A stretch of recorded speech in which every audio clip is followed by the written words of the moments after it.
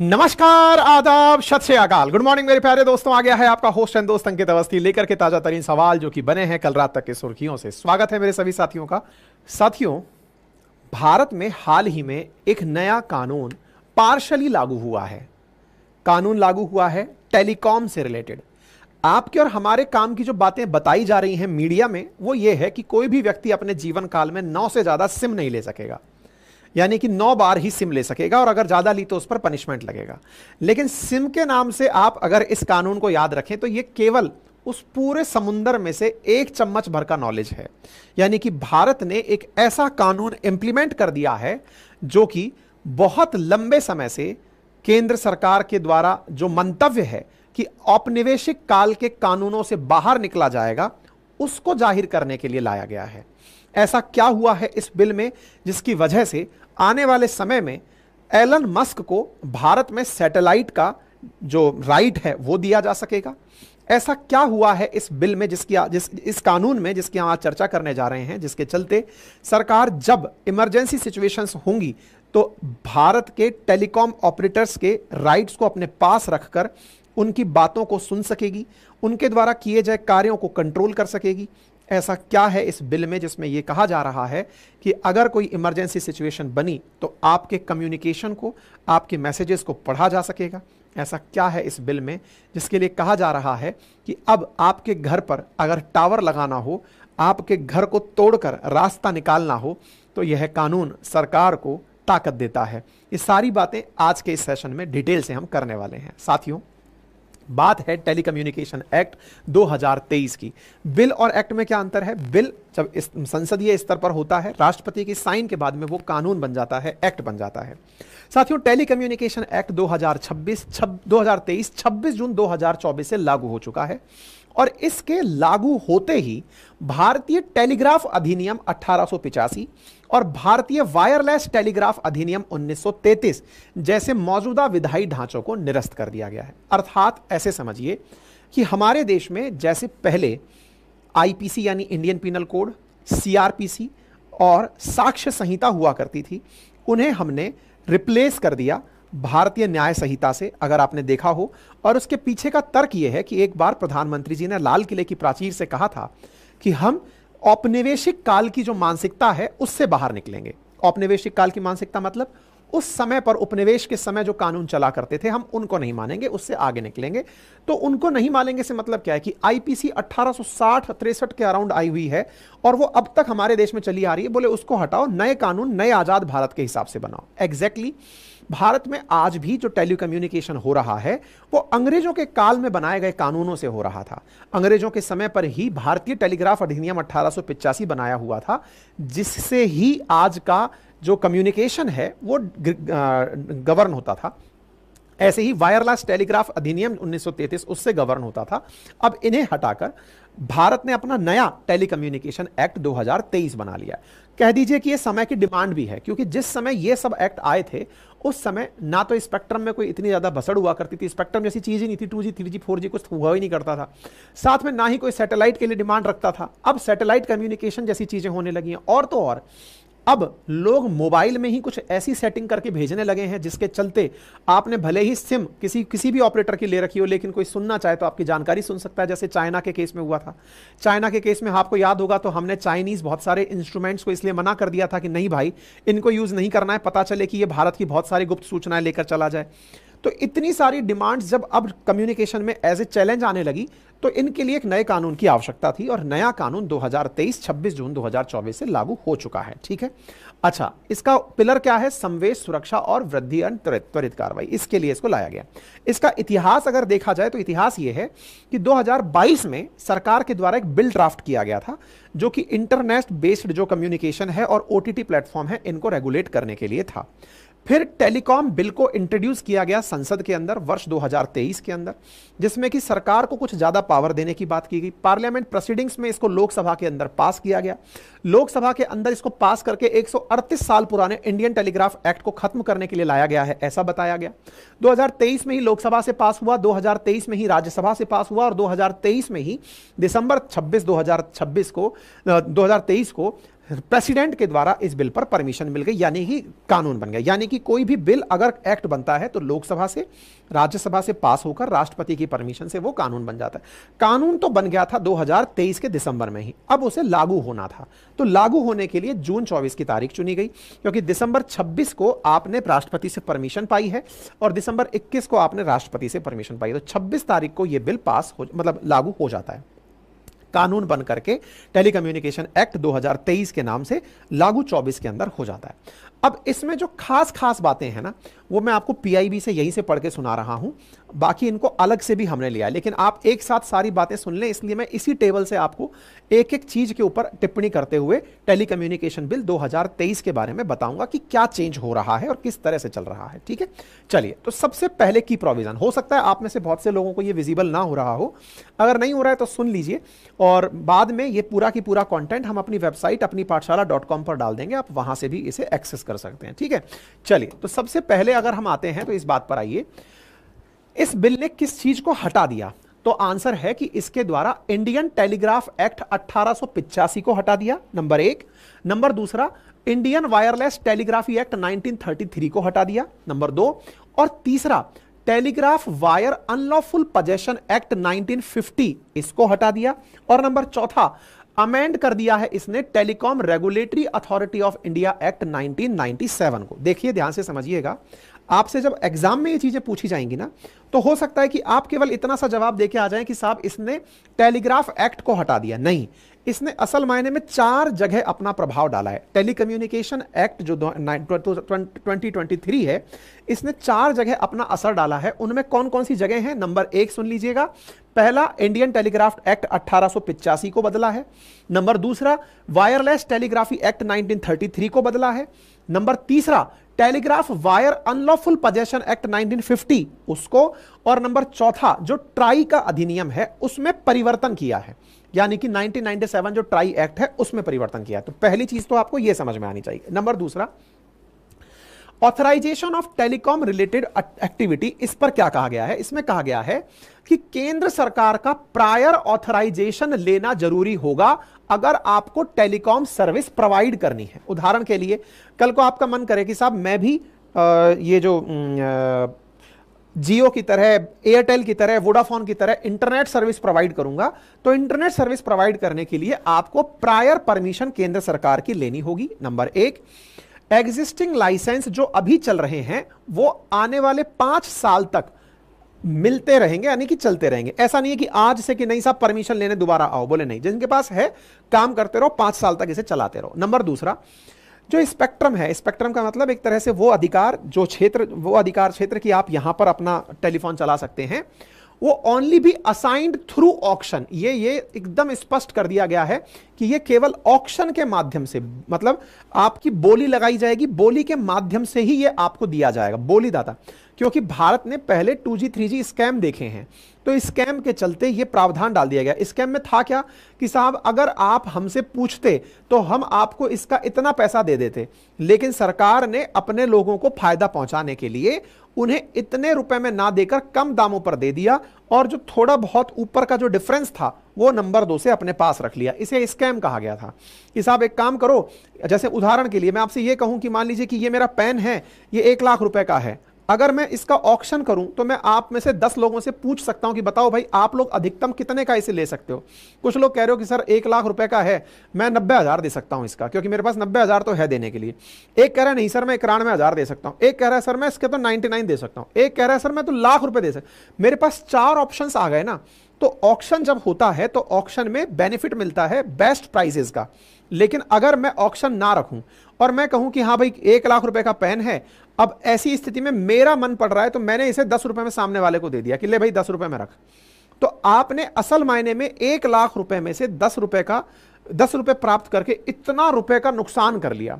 अब ये जो नुकसान किया है, इस नुकसान के पीछे आपकी कोई इल मोटिवेशन रही होगी, तभी आपने सरकार का नुकसान किया है। इल मोटिवेशन को ही स्कैम नाम दिया गया था। ठीक है, तो ऐसी चीज भविष्य में ना हो, इसलिए यह तय किया गया है कि जब भी अब स्पेक्ट्रम मिलेंगे तो केवल ऑक्शन से ही मिलेंगे। आइए और बोलीदाता बनिए और ऑक्शन करके ले जाइए, नंबर 1 चीज। नंबर दूसरा, इसके साथ साथ national security, defence, disaster management, weather forecast, transport, satellite service, BSNL, public broadcast, इन सब के लिए प्रॉपर तरीके से ऑक्शन, बाकी जो ऑक्शन होगा, बाकी और चीजों के लिए सरकार खुद से डिसाइड करेगी। साथ ही सुप्रीम कोर्ट ने 2012 में रूल दिया था कि competitive auctioning for distribution of natural public on resources such as spectrum, बोले उसको ध्यान में रख करके यह किया जा रहा है। ठीक है, अच्छा, ट्रस्टेड सोर्स के बारे में क्या कहा गया है? ट्रस्टेड सोर्स के बारे में कहा गया है कि इस बिल के माध्यम से सरकार कोई भी ऐसा सामान जो कि टेलीकॉम इक्विपमेंट के अंदर काम आता हो, उसके इंपोर्ट को कर्ब कर सकती है। जैसे मान लीजिए कि हमें डर है कि चाइना से आने वाला कोई भी सामान हमने यूज किया टेलीकॉम के अंदर, उदाहरण के लिए आज अपन लोग फोन यूज कर रहे हैं, लेकिन हो सकता है कि जहां से टावर से आपके पास कनेक्शन आ रहा है, टावर में ही चाइनीज सामान लगा हो, सरकार को यह बात का डाउट हो जाए कि यार इसमें चाइनीज सामान लगा है, इसको हटाना चाहिए, तो कानून यह ताकत देता है सरकार को कि आप इस तरह की चीजों को रोक सकते हैं। यानी कि अगर किसी दूसरे देश से आने वाले सामान पर रोक लगानी है, आपको डर है कि यह चीज गलत हो सकती है, तो आप उसे रोक सकते हैं। यह सरकार को इस चीज की ताकत देता है। कौन? यह कानून, टेलीकम्युनिकेशन एक्ट 2023। और क्या करता है यह कानून? साइबर सिक्योरिटी के लिए यह कानून करता है कि साइबर सिक्योरिटी रूल डिसाइड करता है, जिसमें सरकार के द्वारा कम्युनिकेशन नेटवर्क से डेटा को इकट्ठा करने की इजाजत दी जाती है। और क्या करता है? सैटेलाइट इंटरनेट, क्योंकि आने वाले समय में, जैसे आपको मैंने याद है एलन मस्क के बारे में बताया था कि संभावित है कि वो भारत आए, और कहा जा रहा है कि वो जो स्पेस एक्स का उसने जो पूरा की पूरा मामला बना रखा है, वो भारत के अंदर उसका सर्विस चाहता है कि स्पेस एक्स यहां पर पहुंचे। तो ऐसी स्थिति में सैटेलाइट इंटरनेट अलॉटमेंट के केस में आने वाले समय में इसका भी स्पेक्ट्रम अलॉट करने के लिए, जैसे कि वन वेब है, स्पेस एक्स का स्टार लिंक है, इसके लिए सरकार प्रोविजन बना सकती है। ये इस एक्ट के अंदर डाल दिया गया है। यानी कि अब एलन मस्क को भारत आने पे फायदा हो सकता है। और क्या किया गया है? इसके साथ साथ जो और इंपॉर्टेंट चीज है, और वो क्या है साथियों, कि मैसेजेस इंटरसेप्शन, मॉनिटरिंग और blocking on specific ground including public safety, emergency and security of the state telecom service suspension on similar ground is allowed in the act. यानी कि आने वाले समय में कोई भी मैसेज को सरकार रास्ते में इंटरसेप्ट करना चाहे, उसे मॉनिटरिंग करना चाहे, ब्लॉक करना चाहे कि यह मैसेज आप तक ना जाए, यह कानून सरकार को ताकत देता है कि पब्लिक सेफ्टी के नाम पर, आपातकाल के नाम पर, सुरक्षा के नाम पर सरकार ऐसी चीजों को रोक सकती है, पढ़ सकती है, अपनी तरह से कंट्रोल कर सकती है। ठीक है, इनमें से सबसे ज्यादा ये वाला जो पॉइंट है ना, इसका स्पेसिफिक तरीके से कोई स्पष्ट आंसर नहीं दिया हुआ है। पब्लिक सेफ्टी तो आप किसी भी चीज को मान सकते हैं, कल को दंगा भड़क गया, आप कह रहे हैं मैं सारे मैसेज पढ़ूंगा, तो ये कुछ ऐसे फॉल्ट्स भी हैं इस कानून में जिसकी वजह से एम्बिग्यूटी बन रही है कि हो सकता है कि इसका मिसयूज ज्यादा हो। इसके अलावा और क्या हो सकता है? The government may take temporary possession of telecom infrastructure. सरकार टेलीकॉम इंफ्रास्ट्रक्चर का टेम्परेरी पोजेशन ले सकती है पब्लिक इमरजेंसी के केस में। कल को अचानक कोई आपातकालीन स्थिति बन गई, सरकार को पूरे की पूरे अब जियो पर या एयरटेल पर अपना कंट्रोल करना है, तो सरकार कंट्रोल कर सकती है। वो ये नहीं कह सकते कि हम तो प्राइवेट प्लेयर्स हैं, आपका हमसे कोई लेना देना नहीं है। ये कानून सरकार को ऑटोमेटिक ये पावर देता है कि वो सब पर कंट्रोल बना सकती है। ठीक है, ऑथराइज्ड ऑफिसर में सर्च प्रमाइसेस और व्हीकल ऑफ अनऑथराइज्ड नेटवर्क और इक्विपमेंट। यानी कि जो ऑफिसर्स जिनको ऑथराइज किया हुआ है, वो किसी भी प्रमाइसेस को चेक कर सकते हैं अगर उन्हें कुछ भी सस्पिशियस लगता है कि यहां कुछ गड़बड़ हो रही है। यानी कि कानून ताकत भी देता है जांच अधिकारियों को। इसके साथ साथ सरकार के द्वारा प्रॉपर तरीके से इक्विपमेंट कैसे बनेंगे, उनका इंफ्रास्ट्रक्चर कैसे होगा, इसकी ताकत दी गई है। साथ ही यह कहा गया है कि पब्लिक और प्राइवेट प्रॉपर्टी, हां यह बहुत ही इंपॉर्टेंट है साथियों। कई बार आपने सुना होगा, बहुत सी जगह यह कहा जाता है कि घर के ऊपर टावर लगाने की जगह मांगी, या किसी कॉलोनी के अंदर टावर लग रहा है, लोग विरोध करने चले आए कि साहब हम अपने क्षेत्र में टावर नहीं लगने देंगे। इस कानून में ताकत दी गई है सरकार को, और वो क्या है? फैसिलिटी प्रोवाइडर्स में seek right of way over public और प्राइवेट प्रॉपर्टी। मतलब आपके घर के ऊपर से तार ले जाना है, अब सर वो आप कह रहे हैं मेरी तो प्राइवेट प्रॉपर्टी मैं नहीं जाने दूंगा, नहीं, आप मना नहीं कर सकते सर, क्योंकि ये कानून कहता है कि टेलीकॉम इंफ्रास्ट्रक्चर बनाने के लिए सरकार को रास्ता देने से आप इनकार नहीं कर सकते। ठीक है, इसका मतलब आपकी कॉलोनी में कल को आकर टावर लगे, आप विरोध कर रहे हैं तो आप नहीं कर पाएंगे, क्योंकि सरकार को इस कानून ने ताकत दे दी है कि वो राइट टू वे के तहत इसको यूज कर सकती है। ठीक है साहब, और क्या किया जा सकता है, डू नॉट डिस्टर्ब रजिस्टर कर सकते हैं, ताकि आपके पास में कोई भी जबरदस्ती मैसेज ना भेजे, क्योंकि आप में से बहुत सारे लोगों के पास अनचाहे अनवारंटेड मैसेजेस आते हैं। तो आप ऑलरेडी इस मैकेनिज्म में जाकर के सर्विस प्रोवाइडर से कहा गया है कि आप ऐसा सिस्टम बनाइए कि लोग जबरदस्ती किसी के पास अनचाहे मैसेज ना भेजें। तो अनचाहे मैसेज ना भेजे जाएं तो उसके लिए एक प्रॉपर मैकेनिज्म बनाने की बात की गई है। मैंडेटरी बायोमेट्रिक ऑथेंटिफिकेशन कहा गया है कि स्पैम कॉल ना आए, इसके लिए बायोमेट्रिक ऑथेंटिफिकेशन किया जाना चाहिए। साथ ही साथ में ग्रीवांस को रिड्रेस करने के लिए जो टेलीकॉम ऑपरेटर्स हैं इनसे कहा गया है कि अगर किसी को कोई दिक्कत है तो इसका एक ऑनलाइन सिस्टम बनाइए कि ये नंबर परेशान कर रहा है किसी व्यक्ति को, तो वो उस पर जाकर शिकायत कर सके, डाल सके और आप उसका निदान वहीं की वहीं करें।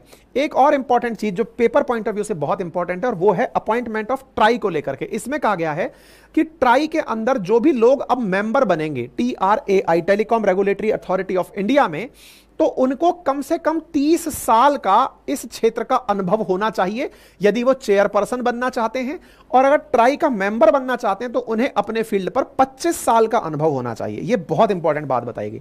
एक और जो पेपर के पॉइंट ऑफ व्यू से बहुत इंपॉर्टेंट पॉइंट है और वो ये है डिजिटल भारत निधि। असल में साथियों यूनिवर्सल सर्विस ऑब्लिगेशन फंड हुआ करता था भारत का, उसको बदल करके डिजिटल भारत निधि फंड कर दिया गया है, जो कि आने वाले समय में रिसर्च और डेवलपमेंट का कार्य करेगा टेलीकॉम सेक्टर के अंदर। तो आपसे पूछा जा सकता है डिजिटल भारत निधि किसका बदला हुआ नाम है, तो यूनिवर्सल सर्विस ऑब्लिगेशन फंड का नाम है। ठीक है, क्या ओटीटी प्लेटफॉर्म्स के बारे में, यानी ओटीटी यानी ओवर द टॉप प्लेटफॉर्म्स के बारे में भी कुछ कहा गया है क्या इस बिल में? तो आंसर है कि इस बिल ने ओटीटी प्लेटफॉर्म्स के बारे में कुछ भी नहीं कहा है। साफ इनकार कर दिया है ट्विटर और व्हाट्सएप के लिए कि भाई आने वाले समय में उनके लिए अलग कानून बन जाएंगे जो कि मिनिस्ट्री ऑफ इलेक्ट्रॉनिक और आईटी के द्वारा डिजिटल इंडिया एक्ट में लाए जाएंगे। यानी डिजिटल इंडिया एक्ट में, टेलीकम्युनिकेशन एक्ट में ट्विटर हुआ, व्हाट्सएप हुआ, यूट्यूब हुआ, सोशल मीडिया हुआ, इनके लिए कोई कानून नहीं बनाया गया है, इनको अलग छोड़ दिया गया है। ठीक है, इसके साथ साथ बकायदा इसमें ऑफेंसेस के ऊपर भी वो रखा गया है, एक मतलब प्रॉपर एजुकेटिंग ऑफिसर की बात की गई है, अपील का प्रोसीजर बनाया गया है। तो ऐसी स्थिति में तो उम्मीद है कि अब आपको इस एक्ट के अंदर बहुत अच्छे से ये क्लैरिटी ऑफ थॉट आ गया होगा कि ये एक्ट कितना ताकतवर है। ठीक है, अब लेकिन आप लोगों के बीच में, क्योंकि आम जनता के बीच में समझ स्थापित हो, तो केवल आपके मतलब भर की बातें जनता के बीच में रखी गई हैं। और वो कौन सी हैं? जैसे मैंने आपसे कहा ना कि डू नॉट डिस्टर्ब, आप रजिस्टर कर पाएंगे, रिपोर्ट कर पाएंगे, बायोमेट्रिक ऑथेंटिकेशन कर पाएंगे, ऑनलाइन मैकेनिज्म ऑफ रजिस्ट्रेशन। तो इसको अब मैं आपको यह कहूं कि आने वाले समय में कानून तो बदल गए हैं, अब आप मोबाइल नेटवर्क की वजह से ये सब काम तो नहीं कर पाएंगे। साथ में जो जनरल जानकारी है वो ये है कि 9 से ज्यादा सिम कार्ड आप नहीं रख पाएंगे। अगर आप उससे ज्यादा रखते हैं तो 50,000 से लेकर 2 लाख तक का जुर्माना इस कानून के अंदर ये दिया गया है कि अगर आपने 9 सिम कार्ड ले लिए एक बार में इंडियन होने के नाम पर, साल भर में, जिंदगी भर में जितने भी, उससे ज्यादा लेते ही 50,000 रुपए का जुर्माना लगेगा।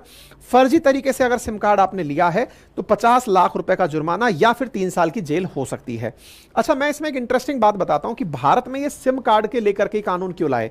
इसके पीछे का बड़ा कारण यह है कि भारत में बहुत सारे ऐसे स्कैम हैं जो फर्जी कॉल नंबर से हो रहे हैं, स्पैम कॉल्स हो रहे हैं, लोग जो फ्रॉड कर रहे हैं उसमें यह जानकारी निकल कर आ रही है कि फर्जी सिम। मैं आपको कुछ कटिंग्स दिखाता हूं। देखो, एक व्यक्ति है जिसने केवल एक ही नाम से 685 सिम कार्ड इशू करा लिए। यहां पर आप देखो, पुलिस ने ऐसा एक साइबर फ्रॉड पकड़ा है जिसमें 100 करोड़ का फ्रॉड था, जिसमें फेक सिम कार्ड की बात निकल कर आई थी। ऐसा भी देखा गया कि लोग मुंबई के अंदर SIM card 8500 fake SIM card किसी को मिले, किसी को 9600 फेक सिम कार्ड मिले, यानी कि एक आईडी पर बहुत सारे फेक सिम कार्ड ले लिए। एक तो ऐसा हुआ कि 52,000 सिम कार्ड इशू किए गए केवल एक ही फोटो के ऊपर। ऐसी न्यूज भी आती है। तो ऐसी स्थिति में आने वाले समय में ना फंसे कोई व्यक्ति, ताकि उसके नाम से कोई फेक ना हो रहा हो। 9 से ज्यादा सिम कार्ड पूरे जीवन भर में अलाउड नहीं है। ये बहुत सी खबरें हैं जो हमने आपको पहले भी बताई हुई हैं। ठीक है, तो ये सब बातें पिछली बार ही हो गई थी। पिछली बार की बातें अश्विनी वैष्णव जी टेलीकॉम मिनिस्टर थे जब, उस समय पर उन्होंने ये बात पब्लिकली रखी थी। ठीक है, तो अब इसके अंदर क्या किया गया है ये मैंने आपको बता दिया। फिलहाल के लिए इस कानून में 62 सेक्शन है, उनमें से 39 ही फिलहाल के लिए लागू किए गए हैं, बाकी कानून अभी लागू नहीं किए गए हैं। ठीक है ना, तो ये सारी बातें मैंने अब आपको बता दी हैं, समझा दी हैं। किसी को भी कोई जानकारी दिक्कत हो तो मुझे बता देना, बाकी मैं पहले भी इसके अंदर काफी सारा कुछ कर चुका हूं। कोई भी मतलब डिटेल जानकारी चाहिए हो तो कमेंट बॉक्स में जरूर बताएं। चैनल पर नए हैं तो चैनल को सब्सक्राइब कर लें। और हाँ, अगर आपने आज के सेशन में कुछ भी खास सीखा है तो उस बात को भी हमारे कमेंट बॉक्स में जरूर बताएं कि यदि आप में से कोई भी साथी यूपी पीसीएस प्रीलिम्स की तैयारी कर रहा है तो उसके लिए फास्ट ट्रैक कोर्स आ चुका है, आप उसे ले सकते हैं। यूपीपीसीएस प्रीलिम्स के लिए 2024 के लिए हमारी टेस्ट सीरीज आ चुकी है, आप उसे ले सकते हैं और चैनल को सब्सक्राइब तो कर ही सकते हैं। और बाकी हमारे हैंड रिटन नोट्स आपके लिए उपलब्ध हैं। बाकी ये सारा कंटेंट आपको हमारी वेबसाइट अपनी पाठशाला.com पर उपलब्ध है।